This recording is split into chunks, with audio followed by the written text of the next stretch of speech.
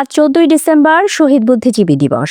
মহান মুক্তিযুদ্ধের ইতিহাসে এক গভীর শোক ও বেদনার দিন। যে দিনে জাতি হারিয়েছিল তার শ্রেষ্ঠ সন্তানদের। ১৯৭১ সালের এই দিনে দখলদার পাকিস্তানি বাহিনী ও তাদের সহযোগী রাজাকার, আল-বদর ও আল-শামস বাহিনী পরিকল্পিতভাবে হত্যা করে বাংলার শ্রেষ্ঠ সন্তানদের।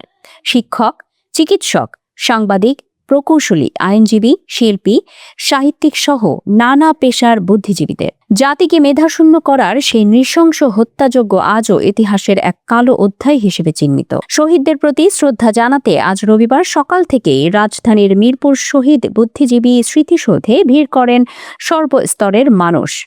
বিভিন্ন রাজনৈতিক, সামাজিক ও পেশাজীবী সংগঠনের নেতাকর্মীদের পাশাপাশি সাধারণ মানুষকে দলবদ্ধভাবে ব্যানার ও পতাকা হাতে শ্রদ্ধা জানাতে দেখা যায়। স্মৃতিসৌধ এলাকায় আইনশৃঙ্খলা রক্ষাকারী বাহিনীর সদস্যদের সতর্ক অবস্থানেও দেখা গেছে। মহান মুক্তিযুদ্ধের চূড়ান্ত বিজয়ের ঠিক প্রাক্কালে ১৯৭১ সালের ১৪ই ডিসেম্বর রাতের অন্ধকারে এই হত্যাযজ্ঞ চালানো হয়। আত্মসমর্পণের মাত্র ২ দিন আগে তালিকা ধরে ঢাকা শহর সহ বিভিন্ন এলাকা থেকে বুদ্ধিজীবীদের ধরে নিয়ে যাওয়া হয়। পরদিন মিরপুর ও রায়ের বাজারের ডোবা নালা ও ইট খোলায় পাওয়া যায় তাদের নিথর দেহ।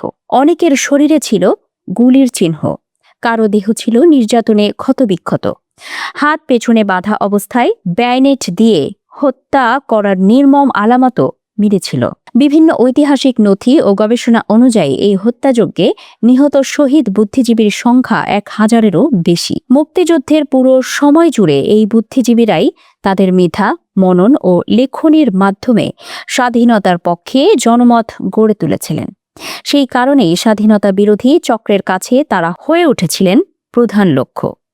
ইতিহাসবিদদের মতে বুদ্ধিজীবী হত্যার পরিকল্পনা বাস্তবায়ন শুরু হয় মূলত ১০ই ডিসেম্বর থেকেই। কয়েকদিন ধরে তালিকাভুক্ত ব্যক্তিদের একে একে ধরে নিয়ে হত্যা করা হয়, যার চূড়ান্ত রূপ নেয় ১৪ই ডিসেম্বর রাতে। শহীদ বুদ্ধিজীবীদের স্মরণে রাজধানীর মিরপুরে ও রায়ের বাজারে নির্মিত হয়েছে স্মৃতিসৌধ। প্রতি বছর এই দিনে শোকের আবহে দিনটি পালিত হয়। জাতীয় পতাকা অর্ধনমিত রাখা হয়, উত্তোলন করা হয় কালো পতাকা। দেশ জুড়ে আয়োজন করা হয় পুষ্পার্ঘ্য অর্পণ, মিলাদ ও দোয়া মাহফিল, আলোচনা সভা, সাংস্কৃতিক অনুষ্ঠান সহ নানা কর্মসূচি। শহীদ বুদ্ধিজীবী দিবস উপলক্ষে আজ সকাল ৭টা ৬ মিনিটে মিরপুর শহীদ বুদ্ধিজীবী স্মৃতিসৌধে পুষ্পস্তবক অর্পণ করেন প্রধান উপদেষ্টা অধ্যাপক ডক্টর মোহাম্মদ ইউনূস। এরপর মুক্তিযুদ্ধ বিষয়ক উপদেষ্টার নেতৃত্বে শহীদ বুদ্ধিজীবী পরিবারের সদস্য, যুদ্ধাহত ও বীর মুক্তিযোদ্ধাদের শ্রদ্ধা নিবেদন করেন। পরবর্তীতে স্মৃতিসৌধ সর্বসাধারণের জন্য উন্মুক্ত করে দেওয়া হয়।